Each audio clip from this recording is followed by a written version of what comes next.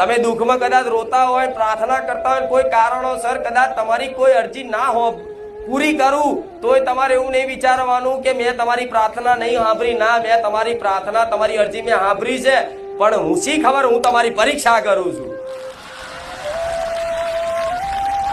કોઈ દીકરો પ્રાર્થના કરે કે માં મારે આટલું દેવું છે, 6 મહિનામાં દેવું ભરી આલજે. 6 મહિનામાં નાય ભરી આલું, પણ જેનો જેટલો વધારે ભરોસો હશે ને એની એટલી વધારે પરીક્ષા થશે. અમુક ને કહેતા કે માડી અમુક તો પહેલા રવિવાર આયા અને બીજા રવિવારે એને કામ થઈ ગયું કે, પણ માડી અમે 4 મહિનાથી 6 મહિનાથી આવીએ છીએ માં, તું સપને આવી, દર્શન આલ્યા, તારા અનુભવો કરાયા, બધુંય મેં કોકને કીધું એનું કામ થઈ ગયું. અમારા જોડે આવતા બાજુવાળા એ આયા, એક રવિવારમાં કોમ થઈ ગયું. માં મારું જ નહીં થતું. તેનું કારણ